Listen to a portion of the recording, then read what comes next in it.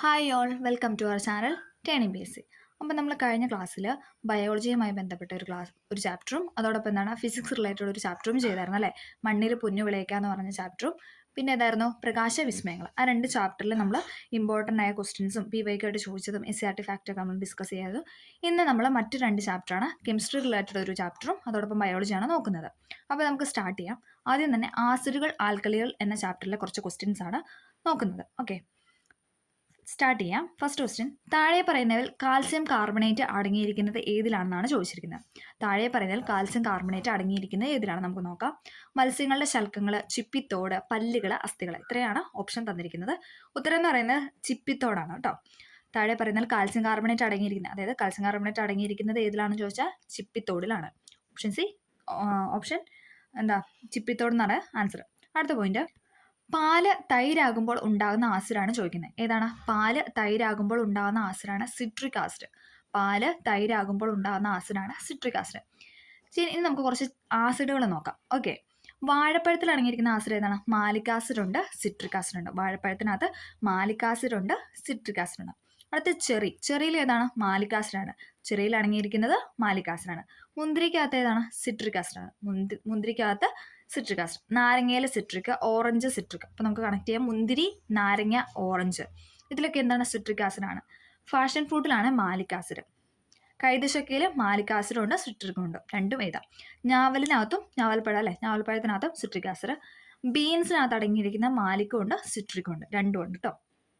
ക്യാരറ്റിനകത്ത് malic acid ഉണ്ട്, citric acid ഉണ്ട്. ഐസോ citric എന്ന് പറഞ്ഞ ആസിഡും ക്യാരറ്റിനകത്ത് അടങ്ങിയിട്ടുണ്ട്. മാലിക് ആസിഡ് ഉണ്ട്, സിട്രിക് ആസിഡ് ഉണ്ട്, ഐസോ സിട്രിക്. കൂണിനകത്ത് ഏതാണ്? ലാക്ടാർമിക് ആസിഡ് എന്ന് പറയും. കൂണിനകത്ത് അടങ്ങിയിരിക്കുന്നതാണ് ലാക്ടാർമിക് ആസിഡ് എന്ന് പറയുന്നത്. ഉരുളക്കിഴങ്ങിനകത്തോ മാലിക്, സിട്രിക്. രണ്ട് ആസിഡ് ഉണ്ട് ഉരുളക്കിഴങ്ങിനകത്ത്, മാലിക്കും സിട്രിക്കും. തക്കാളിയിൽ അടങ്ങിയിരിക്കുന്നതാണ് മാലിക് ആസിഡ്, സിട്രിക്, ഓക്സാലിക്. നമ്മൾ പറഞ്ഞായിരുന്നു അല്ലേ. ക്യാരറ്റിനകത്ത് എന്തൊക്കെയാണ്? Malic, citric, isocitric. പിന്നെ തക്കാളിയിനകത്താണെങ്കിൽ എന്താണ്? Malic, citric, oxalic. ആപ്പിളിനകത്ത് മാലിക് ആസിഡാണ്. സബർജില്ലി മാലിക് ആസിഡ്. അത്തിപ്പഴം സിട്രിക് ആസിഡ്. പയറിനകത്ത് അടങ്ങിയിരിക്കുന്ന മാലിക് ആസിഡാണ്. വിനാഗിരിയിൽ അടങ്ങിയിരിക്കുന്ന അസറ്റിക് ആസിഡ്. പുളിക്കകത്ത് നമുക്കറിയാം ടാമറിൻ്റെ എന്നുള്ള പേര് കണക്ട് ചെയ്ത് ടാർട്ടാറിക് എന്ന് കണക്ട് ചെയ്യുക. പുളി ടാർട്ടാറിക്. ഇനി ഉറുമ്പിനകത്തോ? ഉറുമ്പ് നല്ല നമ്മുടെ ശരീരത്തിൽ ഉറുമ്പ് കടിക്കുമ്പോൾ എന്താണ്? ഫോമിക് ആസിഡാണ് പ്രൊഡ്യൂസ് ആവുന്നത്. ഓക്കെ, ഉറുമ്പിനകത്ത് അടങ്ങിയിരുന്ന ഫോമിക് ആസിഡ്. അപ്പം നമ്മൾ എന്താണ്? ആസിഡാണ് പരിചയപ്പെടുന്നത്. നമുക്കൊന്നും കൂടെ ഒന്ന് പറയാം. വാഴപ്പഴത്തിനകത്ത് മാലിക് ആസിഡും സിട്രിക് ആസിഡും. ചെറിക്കകത്ത് മാലിക് ആസിഡ്. മുന്തിരി, നാരങ്ങ, ഓറഞ്ച് ഇതിലൊക്കെ എന്താണ്? സിട്രിക് ആസിഡാണ്. Fashion fruit malic acid. കൈതച്ചക്കയിൽ മാലിക് ആസിഡും സിട്രിക് ആസിഡും ഉണ്ട്. ഞാവൽപ്പഴത്തിനകത്ത് സിട്രിക്. ബീൻസിനകത്ത് മാലിക് ആസിഡും സിട്രിക് ആസിഡും ഉണ്ട്. ക്യാരറ്റിനകത്ത് malic acid, citric acid, isocitric acid. കൂണിനകത്ത് ലാക്ടാർമിക് ആണ്. ഉരുളക്കിഴങ്ങിനകത്ത് മാലിക്, സിട്രിക്. തക്കാളി മാലിക് ഉണ്ട്, സിട്രിക് ഉണ്ട്, ഓക്സാലിക് ഉണ്ട്. Apple malic acid. ആപ്പിളൊക്കെ റിപ്പീറ്റ് ചെയ്ത് ചോദിക്കുന്നതാണ്. Apple malic acid. സബർജില്ലയിൽ ഏതാണ്? സബർജില്ലയിലും മാലിക് ആസിഡാണ്. അത്തിപ്പഴം സിട്രിക്. പയറിനകത്ത് മാലിക് ആസിഡ്. വിനാഗിരി അസറ്റിക് ആസിഡ്. പുളി ടാർട്ടാറിക്. ഉറുമ്പ് ഫോമിക് ആസിഡ്. ഓക്കെ, അടുത്ത നമ്മൾ പറയുന്ന പോയിന്റാണ് രക്തത്തിന്റെ pH. 7.3 മുതൽ 7.4 അങ്ങനെ പഠിച്ചാൽ മതി. 7.3 ടു 7.4 എന്നൊക്കെ പറയുന്നത് എന്താണ്? രക്തത്തിന്റെ pH ആണ്. പിന്നെ അടുത്തത്, താഴെ പറയുന്ന അലക്കുകാരം ഏതാണെന്നാണ് ചോദിച്ചിരിക്കുന്നത്. സോഡിയം കാർബണേറ്റ് ആണ് നമ്മൾ അലക്കുകാരം എന്ന് പറയുന്നത്. ഓപ്ഷൻ പറയുന്നില്ല. സോഡിയം കാർബണേറ്റ് ആണ് നമ്മൾ അലക്കുകാരമായിട്ട് പറയുന്നത്. Sodium carbonate. ഇനി ഇവിടെ ഒരു ക്വസ്റ്റ്യൻ തന്നിട്ടുണ്ട്. ആസിഡ് ചില പദാർത്ഥങ്ങളുമായി പ്രവർത്തിക്കുമ്പോൾ കത്തുന്ന വാതകവും ചില പദാർത്ഥങ്ങളുമായി പ്രവർത്തിക്കുമ്പോൾ തീ കെടുത്തുന്ന വാതകവും ഉണ്ടാകുന്നുള്ളൂ. നമുക്കറിയാം ചില വാതകങ്ങൾ എന്താണ്? കത്തുന്ന വാതകമാണ്. ചിലത് എന്താണ്? തീ കെടുത്തുന്നതാണ്. അപ്പോൾ അതിനകത്ത് കറക്റ്റാണ് ചോദിച്ചിരിക്കുന്നത്. നമുക്ക് ഉത്തരം മതി. കത്തുന്ന വാതകം ആസിഡും മഗ്നീഷ്യവും ചേർന്നാണ്. ഇതിനകത്ത് തന്നിരിക്കുന്ന ഓപ്ഷൻ വെച്ചിട്ട് കത്തുന്ന വാതകം എന്ന് പറയുന്നത് ആസിഡും മഗ്നീഷ്യവും ചേരുന്നതാണ്. പിന്നെ തീ കെടുത്തുന്ന വാതകമാണ് ആസിഡും മാർബിളും ചേരുന്നതാണ് കേട്ടോ. കത്തുന്ന വാതകത്തിൽ പെടുന്നതാണ് ആസിഡ് പ്ലസ് മഗ്നീഷ്യം. തീ കെടുത്തുന്ന വാതകമാണ് ആസിഡ് മാർബിൾ എന്ന് പറയുന്നത്. പല്ലുകൾക്കിടയിൽ പറ്റിപ്പിടിച്ചിരിക്കുന്ന ആഹാര അവശിഷ്ടങ്ങളിൽ ബാക്ടീരിയ പ്രവർത്തിച്ചുണ്ടാകുന്ന ആസിഡ് ദന്തക്ഷയത്തിന് കാരണമാകുന്നു. ഏതാണ് ആ ആസിഡ് എന്നാണ് ചോദിക്കുന്നത്. ഇത് റിപ്പീറ്റഡ് ക്വസ്റ്റൻ ആണ്. ഇതെന്ന് പറയുന്നത് ലാക്ടിക് ആസിഡ് ആണ് കേട്ടോ. പല്ലുകൾക്കിടയിൽ പറ്റിപ്പിടിച്ചിരിക്കുന്ന ആഹാരാവശിഷ്ടങ്ങൾക്കിടയിൽ നിന്ന് എന്താണ്? ബാക്ടീരിയ ഉണ്ടാകുന്നുണ്ട്. അതുമൂലം ഉണ്ടാകുന്ന ആസിഡാണ്, ദന്തക്ഷയത്തിന് കാരണമാകുന്ന ആസിഡാണ് ലാക്ടിക് ആസിഡ്. അടുത്ത പോയിന്റ്, വിനാഗിരി വാഷിംഗ് സോഡയുമായി പ്രവർത്തിച്ചാൽ ലഭിക്കുന്ന ലവണമാണ് സോഡിയം അസറ്റേറ്റ്. വിനാഗിരി വാഷിംഗ് സോഡയുമായി പ്രവർത്തിച്ചാൽ ലഭിക്കുന്ന ലവണമാണ് ഇതെന്ന് പറയുന്നത് സോഡിയം അസറ്റേറ്റ് എന്ന് പറയുന്നത്. പരീക്ഷണങ്ങളിൽ ഉപയോഗിക്കുന്ന ചില ആസിഡുകളാണ് നമ്മൾ നോക്കുന്നത്. Sulphuric acid. സൾഫ്യൂരിക് ആസിഡ് പറയുന്നതാണ് H2SO4. H2SO4 എന്ന് പറയുന്നത് സൾഫ്യൂരിക് ആസിഡ് ആണ്. HCl എന്ന് പറഞ്ഞാൽ എന്താണ്? ഹൈഡ്രോക്ലോറിക് ആസിഡ് ആണ്. HCl hydrochloric acid. HNO3 എന്താണ്? നൈട്രിക് ആസിഡ് ആണ്. HNO3 എന്ന് പറയുന്നത് നൈട്രിക് ആസിഡാണ്. അസറ്റിക് ആസിഡ് എന്ന് പറയുന്നതാണ് CH2COOH. CH2COOH ആണ് അസറ്റിക് ആസിഡ് എന്ന് പറയുന്നത്. ഫോസ്ഫോറിക് ആസിഡ് ആണ് H3PO4. H3PO4 എന്ന് പറയുന്നത് ഫോസ്ഫോറിക് ആസിഡാണ്. H2CO4 ആണ് carbonic acid. H2CO4 carbonic, H2SO4 ആണെങ്കിൽ അത് സൾഫ്യൂരിക് ആസിഡ്. ഓക്കെ, അടുത്ത ക്വസ്റ്റ്യൻ, മോട്ടോർ വാഹനങ്ങളുടെ ബാറ്ററിയിൽ ഉപയോഗിക്കുന്ന ആസിഡ്. റിപ്പീറ്റഡ് ആണ്. മോട്ടോർ വാഹനങ്ങളുടെ ബാറ്ററിയിൽ ഉപയോഗിക്കുന്ന ആസിഡാണ് സൾഫ്യൂരിക് ആസിഡ് എന്ന് പറയുന്നത്. എന്താണ്? മോട്ടോർ വാഹനങ്ങളുടെ ബാറ്ററിയിൽ, ഇത് റിപ്പീറ്റഡ് ക്വസ്റ്റ്യൻ ആണ്. മോട്ടോർ വാഹനങ്ങളുടെ ബാറ്ററിയിൽ ഉപയോഗിക്കുന്ന ആസിഡാണ് സൾഫ്യൂരിക് ആസിഡ്. മഷി, തുകൽ എന്നിവയുടെ നിർമ്മാണത്തിന് ഉപയോഗിക്കുന്ന ആസിഡാണ് ടാനിക് ആസിഡ്. റിപ്പീറ്റഡ് ആണ്. മഷി, തുകൽ എന്നിവയുടെ നിർമ്മാണത്തിന് ഉപയോഗിക്കുന്ന ആസിഡാണ് ടാനിക് ആസിഡ്. അച്ചാറുകളിൽ ഉപയോഗിക്കുന്ന ആസിഡാണ് വിനാഗിരി. നമുക്കറിയാം അല്ലേ, അച്ചാറുകളിൽ ഉപയോഗിക്കുന്ന ആസിഡാണ് എന്ന് പറഞ്ഞാൽ വിനാഗിരി. സോപ്പ് നിർമ്മാണത്തിന് ഉപയോഗിക്കുന്ന ആൽക്കലി. ഇതിൽ 2 സോപ്പിന്റെ കാര്യം പറഞ്ഞിട്ട്, ഒന്ന് നമ്മൾ അലക്കണ സോപ്പും ദെൻ ബാത്തിങ് സോപ്പ് എന്നൊക്കെ പറയുന്ന സോപ്പ്. ഓക്കെ, സോഡിയം ഹൈഡ്രോക്സൈഡ് ആണ് ഈ അലക്കുകാർ എന്ന് പറയുന്നത്. Sodium hydroxide. പൊട്ടാസ്യം ഹൈഡ്രോക്സൈഡ് ആണ് നമ്മൾ ബാത്തിങ് സോപ്പ് എന്ന് പറയുന്നത്. Potassium hydroxide. മറ്റേത് അലക്കുന്ന സോപ്പ് എന്ന് പറയുന്നത് സോഡിയം ഹൈഡ്രോക്സൈഡ്. pH മൂല്യം 7ൽ കുറവായ പദാർത്ഥങ്ങളുടെ ഇതെന്താണെന്ന് ചോദിച്ചിരിക്കുന്നത്. എന്താണ്? ആസിഡ് സ്വഭാവമുള്ളതായിരിക്കും അല്ലെ. pH 7ൽ കുറവാണ്, അത് ആസിഡ്. pH 7 കൂടുതലാണ്, എന്താണ്? അത് ആൽക്കലി അല്ലെ, ബേസ് എന്നൊക്കെ പറയും. 7 ആണെങ്കിൽ എന്താണ്? ന്യൂട്രൽ ആണ് അല്ലെ. 7 എന്ന് പറയുന്നത് ന്യൂട്രൽ. അലക്കുകാരം അഥവാ വാഷിംഗ് സോഡ സോഡിയം കാർബണേറ്റ്. നമ്മളിപ്പോൾ പറഞ്ഞല്ലേ, സോഡിയം കാർബണേറ്റ് എന്ന് പറയുന്നതാണ് അലക്കുകാരം. കറിയുപ്പ് എന്താണ്? സോഡിയം ക്ലോറൈഡ് ആണ്. സോഡിയം NaCl ആണ് എന്ന് പറയുന്നത് കറിയുപ്പ് എന്ന് പറയുന്നത്. കോപ്പർ സൾഫേറ്റ് ആണ് ബ്ലൂ വിട്രോൾ. റിപ്പീറ്റഡ് ആണ്. ഇത് 3 റിപ്പീറ്റ്. അലക്കുകാരെന്ന് ചോദിച്ചിട്ടുണ്ട്, കറിയുപ്പ് ചോദിച്ചിട്ടുണ്ട്, ബ്ലൂ വിട്രോൾ ഇതൊക്കെ ചോദിച്ചിട്ടുണ്ട്. ബ്ലൂ വിട്രോൾ എന്നറിയപ്പെടുന്നത് കോപ്പർ സൾഫേറ്റ് ആണ്. ബ്ലൂ വിട്രോൾ എന്നറിയപ്പെടുന്നത് കോപ്പർ സൾഫേറ്റ്. പൊട്ടാഷ് ആലം എന്ന് പറയുന്നത് പൊട്ടാസ്യം സൾഫേറ്റ് ആണ്. പൊട്ടാഷ് ആലം എന്ന് പറയുന്നത് പൊട്ടാസ്യം സൾഫേറ്റ്. നീറ്റുകക്ക റിപ്പീറ്റഡ് ആണ്. നീറ്റുകക്ക എന്ന് പറയുന്നത് എന്താണ്? കാൽസ്യം ഓക്സൈഡ്, പിന്നെ കുമ്മായ എന്നൊക്കെ പറയും. അതാണ് നീറ്റുകക്ക എന്ന് പറയുന്നത്. കാൽസ്യം ഓക്സൈഡ് എന്നും കുമ്മായ എന്നൊക്കെ പറയുന്നതാണ് നീറ്റുകക്ക. കാർബോണിക് ആസിഡ് ആണ് സോഡ എന്ന് പറയുന്നത്. Soda carbonic acid. മൃദു സോപ്പ് ഉണ്ടാക്കാൻ ഉപയോഗിക്കുന്ന ആൽക്കലിയാണ് പൊട്ടാസ്യം ഹൈഡ്രോക്സൈഡ്. നമ്മൾ പറയില്ല ബാത്തിങ് സോപ്പ് എന്ന് പറയുന്നത് അതാണ്. മൃദു സോപ്പുകൾ ഉണ്ടാക്കാൻ ഉപയോഗിക്കുന്ന ആൽക്കലിയാണ് പൊട്ടാസ്യം ഹൈഡ്രോക്സൈഡ്. ലിറ്റ്മസ് ഏത് തരം സസ്യങ്ങളിൽ നിന്നും കിട്ടുന്ന രാസസൂചകമാണെന്ന് പറഞ്ഞാൽ ലൈക്കനുകളാണ്. ഓക്കെ, ലിറ്റ്മസ് ഏത് തരം സസ്യങ്ങളിൽ നിന്നും കിട്ടുന്ന രാസസൂചകമാണെന്ന് വെച്ചാൽ ലൈക്കനുകൾ. ഹൈഡ്രോക്ലോറിക് ആസിഡ് മാർബിളുമായി പ്രവർത്തിച്ചാൽ ഉണ്ടാകുന്ന വാതകമാണ് കാർബൺ ഡൈ ഓക്സൈഡ്, CO2 അല്ലെ. എന്താണ്? ഹൈഡ്രോക്ലോറിക് ആസിഡ് മാർബിളും കൂടെ ചേരുമ്പോൾ കിട്ടുന്ന വാതകമാണ് കാർബൺ ഡൈ ഓക്സൈഡ് അഥവാ CO2. സോഡാവെള്ളം, ചുണ്ണാമ്പ് വെള്ളം, അലക്കുകാര ലായനി, പെപ്സി എന്നീ ദ്രാവകങ്ങളിൽ അമ്ലത്തിന്റെ രൂക്ഷത കൂടിയത് ഏതിലാണെന്ന് ചോദിച്ചാൽ പെപ്സിക്കാണ്. ഓക്കെ, ഇത് റിപ്പീറ്റഡ് ക്വസ്റ്റൻ ആണ്. PYക്കായിട്ട് ചോദിച്ചിട്ടുണ്ട്. സോഡാവെള്ളം, ചുണ്ണാമ്പ് വെള്ളം, അലക്കുകാര ലായനി, പെപ്സി എന്നീ ദ്രാവകങ്ങളിൽ അമ്ലത്തിന്റെ രൂക്ഷത കൂടുതൽ ഏതിനാണെന്ന് ചോദിച്ചാൽ ഏതാണ്? പെപ്സിയാണ്. വിനാഗിരിയിൽ മുങ്ങിയിരിക്കുന്ന മുട്ടയുടെ പുറന്തോട്ടിൽ വാതക കുമിളകൾ രൂപം കൊള്ളുന്നതായിട്ട് കാണാൻ കഴിയും. ഏത് വാതകത്തിന് കുമിളകളാണെന്ന് വെച്ചാൽ കാർബൺ ഡൈ ഓക്സൈഡ് ആണ്. അതായത് നമ്മൾ മുട്ടയുടെ പുറന്തോടില്ലേ, ആ പുറം കവർ, അത് നമ്മൾ വിനാഗിരിക്കകത്ത് മുക്കി വെച്ചാൽ എന്താണ്? അതിൽ വാതക കുമിളകൾ ഉണ്ടാകുന്നതായിട്ട് നമുക്ക് കാണാനായിട്ട് കഴിയും. അത് ഏത് വാതകത്തിന് കുമിളകളാണെന്ന് ചോദിച്ചാൽ അത് കാർബൺ ഡൈ ഓക്സൈഡ് ആണ്, CO2 ആണ് കേട്ടോ. ആസിഡുകളുടെ രാജാവ് എന്നറിയപ്പെടുന്ന, റിപ്പീറ്റഡ് ക്വസ്റ്റ്യൻ, സൾഫ്യൂരിക് ആസിഡ്. ആസിഡുകളുടെ രാജാവ് എന്നറിയപ്പെടുന്ന സിട്രിക് ആസിഡ്. വീണ്ടും മനുഷ്യ രക്തത്തിന് pH ചോദിച്ചിട്ടുണ്ട്. 7.3 7.4 നമ്മൾ ആൻസർ ആയിട്ട് എഴുതാം. ഓക്കെ, നേർപ്പിച്ച സൾഫ്യൂരിക് ആസിഡിൽ നിന്നും ഹൈഡ്രജനെ നീക്കം ചെയ്യാൻ കഴിയാത്ത ലോഹമാണ് കോപ്പർ എന്ന് പറയുന്നത്. കഴിയാത്താണ് ചോദിച്ചത്. നേർപ്പിച്ച സൾഫ്യൂരിക് ആസിഡിൽ നിന്നും ഹൈഡ്രജനെ നീക്കം ചെയ്യാൻ കഴിയാത്ത ലോഹമാണ് കോപ്പർ. ഒരു ചുവന്ന ലിറ്റ്മസ് പേപ്പറിനെ അല്പം ഉമിനീര് കൊണ്ട് നനച്ചാൽ അത് നീല നിറമാകുന്നു. ഇത് ഉമിനീരിൽ ഉണ്ടെന്ന് സൂചിപ്പിക്കുന്ന എന്താണ്? ക്ഷാരഗുണമാണ്. അപ്പം ഒരു ചുവന്ന ലിറ്റ്മസ് പേപ്പർ എടുത്തു നമ്മുടെ ഉമിനീര് കുറച്ച് അതിൽ തൂത്ത് കഴിഞ്ഞാൽ ആ കളർ മാറി നീലയാവുന്നതാണ്. അതിന്റെ കാരണമാണ് ചോദിച്ചത്. എന്താണ്? ക്ഷാരഗുണം ഉള്ളതുകൊണ്ടാണ്. ഉമിനീരിൽ ക്ഷാരഗുണം ഉള്ളതുകൊണ്ടാണ്.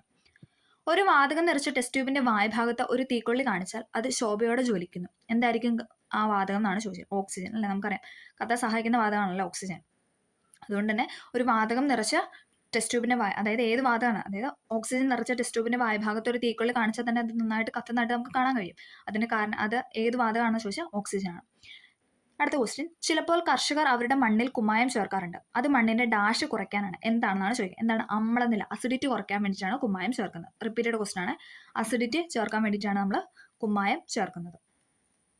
ഓക്കെ, ആസിഡ് ചില പദാർത്ഥങ്ങളുമായി പ്രവർത്തിച്ച് കത്തുന്ന വാതകവും മറ്റു ചില പദാർത്ഥങ്ങളുമായി പ്രവർത്തിച്ച് തീ കെടുത്തുന്ന വാതകവും ഉണ്ടാകുന്നുണ്ട്. അപ്പം നമ്മൾ ചോദിക്കുന്ന ഏതാണ്? കത്തുന്ന വാതകം എന്ന് പറഞ്ഞാൽ ഹൈഡ്രജൻ ആണ്. തീ കെടുത്തുന്ന വാതകമാണ് കാർബൺ ഡൈ ഓക്സൈഡ്. CO2 എന്ന് പറഞ്ഞാൽ എന്താണ്? തീ കെടുത്താൻ നമുക്ക് കാർബൺ ഡൈ ഓക്സൈഡ് മതി. കത്താനാണ് നമുക്ക് ഹൈഡ്രജൻ വേണ്ടത്. ഓക്കെ, ആസിഡ് ലിറ്റ്മസ് പേപ്പറിന്റെ നിറം. ആസിഡിൽ ലിറ്റ്മസ് പേപ്പറിൻ്റെ കളറാണ് ചോദിച്ചത്. അത് റിപ്പീറ്റഡ് ആണ്.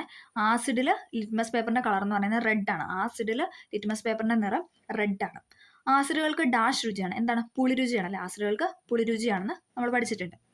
മോരിൽ അടങ്ങിയിരിക്കുന്ന ആസിഡ് അഥവാ തൈരിൽ അടങ്ങിയിരിക്കുന്ന ആസിഡ് ലാക്ടിക് ആസിഡാണ്. തൈരിൽ അടങ്ങിയിരിക്കുന്ന ആസിഡ് എന്ന് പറയുന്നത് റിപ്പീറ്റഡ് ആണ്. തൈരിൽ അടങ്ങിയിരിക്കുന്ന ആസിഡ് ലാക്ടിക് ആസിഡ്. വിനാഗിരിയിൽ അടങ്ങിയിരിക്കുന്ന ആസിഡ് അസറ്റിക് ആസിഡ് റിപ്പീറ്റഡ് ആണ്. വിനാഗിരിയിൽ അടങ്ങിയിരിക്കുന്ന ആസിഡാണ് അസറ്റിക് ആസിഡ്. പുളിയിൽ അടങ്ങിയിരിക്കുന്ന നമ്മൾ പറഞ്ഞോ ടാർട്ടാറിക് ആസിഡ്. നാരങ്ങ ഇതൊക്കെ റിപ്പീറ്റഡ് ആണ്. നാരങ്ങയിൽ അടങ്ങിയിരിക്കുന്ന സിട്രിക് ആസിഡാണ്. നാരങ്ങയിൽ അടങ്ങിയിരിക്കുന്ന സിട്രിക് ആണ്. ആപ്പിളിൽ അടങ്ങിയിരിക്കുന്ന മാലിക് ആസിഡാണ്. നമുക്ക് കടകളിലൊക്കെ ആപ്പിൾ ഇങ്ങനെ മാല പോലെ തൂക്കിയിട്ട് കാണാം അല്ലേ? ഈ പച്ചക്കറി കടയിലും അല്ലെ ഫ്രൂട്ട്സിൻ്റെ കടയിലൊക്കെ ചെന്ന് ഇങ്ങനെ ജസ്റ്റ് ഇങ്ങനെ ഫ്രണ്ടിൽ ഇങ്ങനെ മാല പോലെ തൂക്കിയിട്ട് അപ്പോൾ അത് വെച്ചിട്ട് കണക്ട് ചെയ്യുക. ആപ്പിളിൽ അടങ്ങിയിരിക്കുന്ന ആസിഡാണ് മാലിക് ആസിഡ്. ആസിഡുകൾ ലോഹങ്ങളുമായി പ്രവർത്തിക്കുമ്പോൾ ഉണ്ടാകുന്ന വാതകമാണ് ചോദിക്കുക. ഹൈഡ്രജൻ ആണ്. റിപ്പീറ്റഡ് ആണ്. ആസിഡുകൾ ലോഹങ്ങളുമായിട്ട് പ്രവർത്തിക്കുമ്പോൾ ഉണ്ടാകുന്ന വാതകമാണ് ഹൈഡ്രജൻ എന്ന് പറയുന്നത്. ആസിഡ് പ്ലസ് ലോഹം is equal to hydrogen. Acid plus ലോഹം ഇസിക്കൽ ടു ഹൈഡ്രജൻ. അങ്ങനെ ഓർത്ത് വയ്ക്കുക. അച്ചാറുകൾ ലോഹപാത്രങ്ങളിൽ സൂക്ഷിക്കാറില്ല. കാരണമാണ് ചോദിച്ചത്. എന്താണ്? അച്ചാറിൽ ആസിഡ് അടങ്ങിയിട്ടുണ്ട്. അപ്പോൾ ലോഹപാത്രത്തിൽ സൂക്ഷിക്കുമ്പോൾ എന്താണ് അത് അല്ലേ ഒരു പാത്രത്തിൻ്റെ ഇത് നഷ്ടപ്പെടും.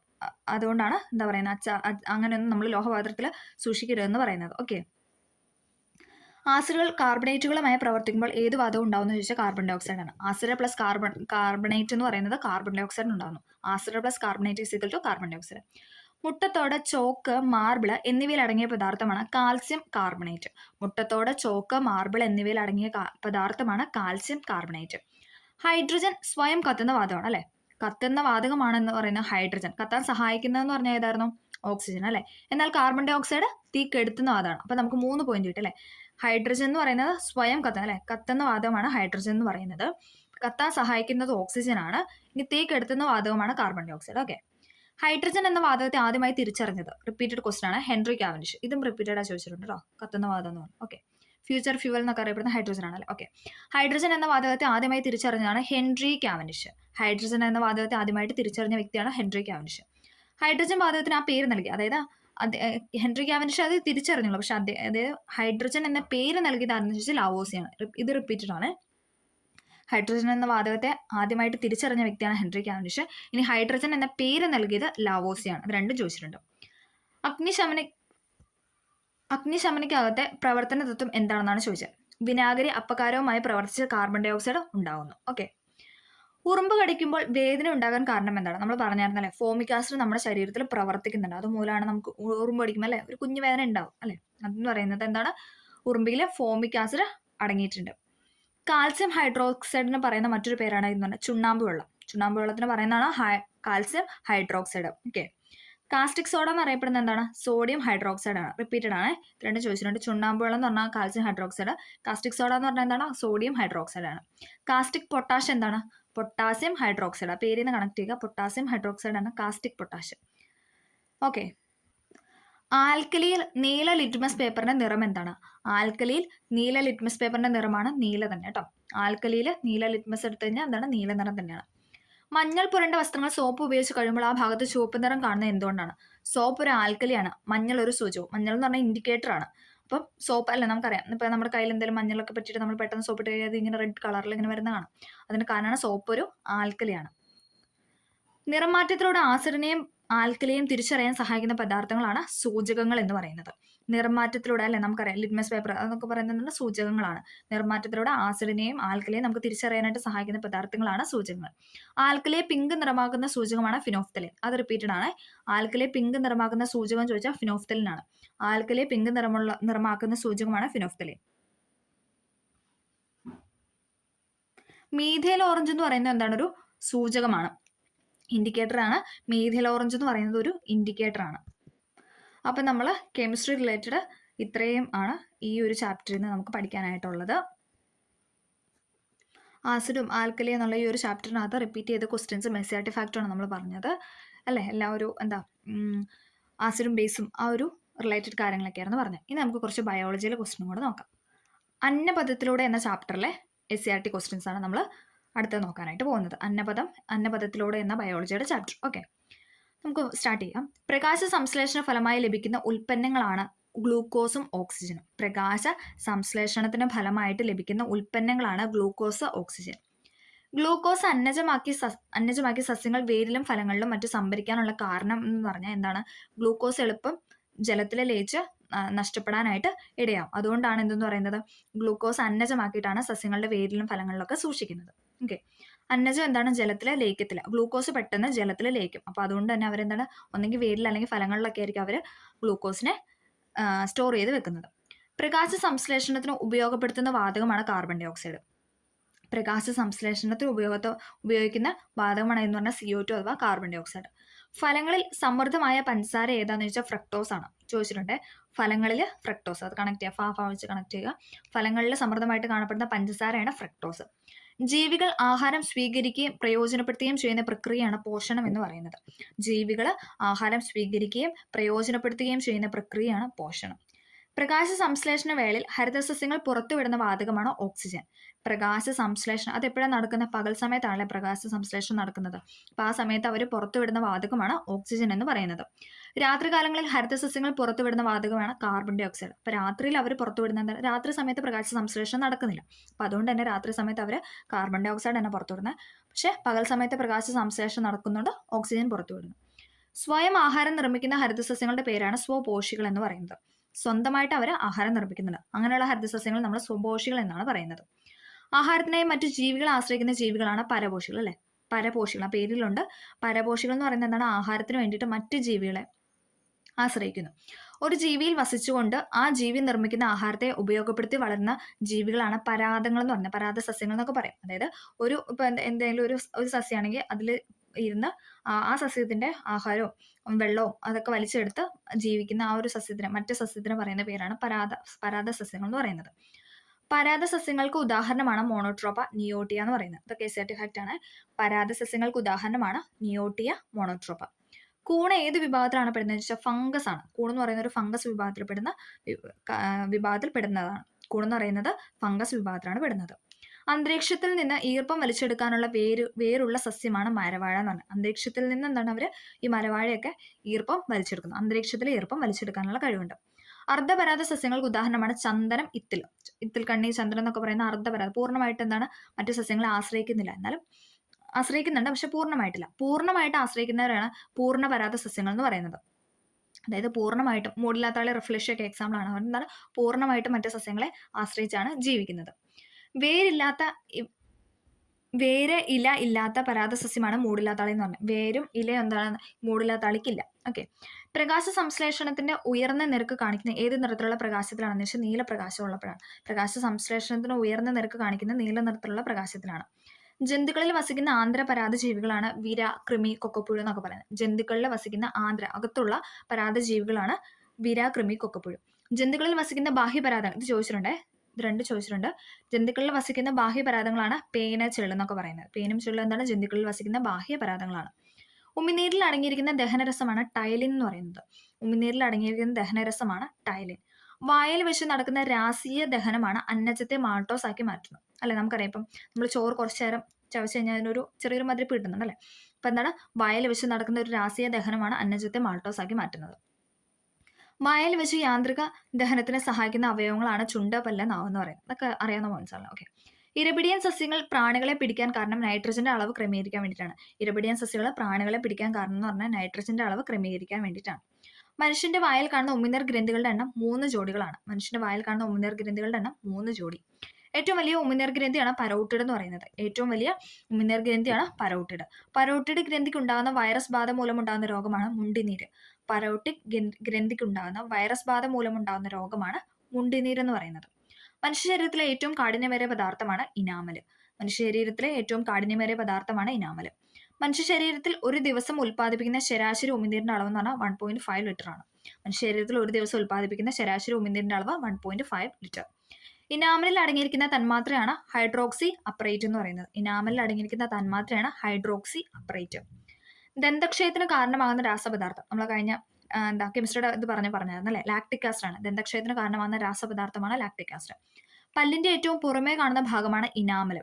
പല്ലിന്റെ ഏറ്റവും പുറമേ കാണുന്ന ഭാഗമാണ് ഇനാമല്. എത്ര അതായത് ആദ്യം നമുക്ക് വരുന്ന പല്ല് എന്ന് പറഞ്ഞാൽ പാൽപ്പല്ലുകളാണ്. അതിന്റെ എണ്ണം റിപ്പീറ്റഡ് ആണ്. പാൽപ്പല്ലുകളുടെ എണ്ണം എന്ന് പറയുന്നത് 20 ആണ്. ഇനി നമ്മുടെ പെർമനന്റ് ടീത്ത് അഥവാ സ്ഥിരദന്തങ്ങളുടെ എണ്ണം എത്രയാണ്? 32 ആണ്. സ്ഥിരദന്തങ്ങൾ 32ഉം പാൽപ്പല്ലുകളുടെ എണ്ണം 20ഉമാണ്. പല്ലിൻ്റെ ജീവനുള്ള ഭാഗമാണ് പൾപ്പ് എന്ന് പറയുന്നത്. നമ്മൾ പഠിച്ചായിരുന്നു ഡീറ്റെയിൽ ആയിട്ട് നമ്മൾ SAT ഇതൊക്കെ പഠിച്ചതാണ് അല്ലേ. പൾപ്പിൻ്റെ ജീവനുള്ള ഭാഗം, പൾപ്പ് ക്യാവിറ്റി അല്ലേ, ഇത് വെച്ചിട്ട് നമ്മൾ പറഞ്ഞായിരുന്നു. മനുഷ്യരിൽ ദഹനം ആരംഭിക്കുന്ന ഭാഗം, ഇതൊക്കെ നമ്മൾ പറഞ്ഞാണല്ലേ. വായയിലാണ് മനുഷ്യൻ്റെ ദഹനം ആരംഭിക്കുക അല്ലേ. നമ്മൾ നന്നായിട്ട് പല്ല് വെച്ചിട്ട് ചവച്ച് അല്ലേ, അതാണ് ഫസ്റ്റ് ദഹനം എന്ന് പറയുന്നത്. ദഹനം അവസാനിക്കുന്ന ഭാഗം ഏതാണ്? ചെറുകുടൽ. അതായത് വായയിൽ തുടങ്ങി ചെറുകുടലിലാണ് നമ്മുടെ ദഹനം അവസാനിക്കുന്നത്. ആമാശയത്തിലെ ഭിത്തികളിൽ ഉൽപ്പാദിപ്പിക്കുന്ന ആസിഡ് HCl അല്ലേ, ഇതൊക്കെ നമ്മൾ പഠിച്ചിട്ടുണ്ട്. നമ്മുടെ ശരീരത്തുള്ള ആസിഡാണ് എന്ന് പറഞ്ഞാൽ ഹൈഡ്രോക്ലോറിക് ആസിഡ് അഥവാ HCl. ചെറുകുടലിന്റെ വലിപ്പം 6 മീറ്റർ, ഇതൊക്കെ SAT പറഞ്ഞാണല്ലേ, 6 മീറ്റർ.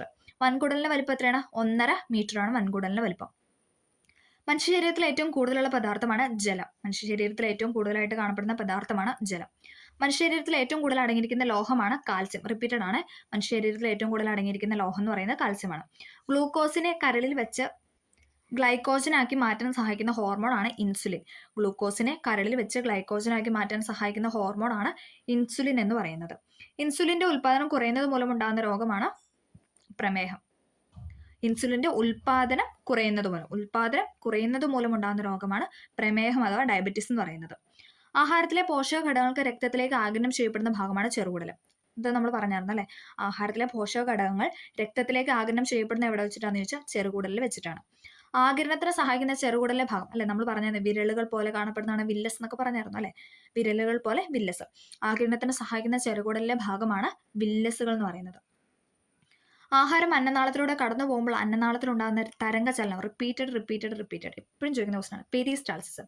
ആഹാരം അന്നനാളത്തിലൂടെ കടന്നു പോകുമ്പോൾ അന്നനാളത്തിനുണ്ടാകുന്ന തരംഗചലനമാണ് പെരിസ്റ്റാൾസിസ് എന്ന് പറയുന്നത്.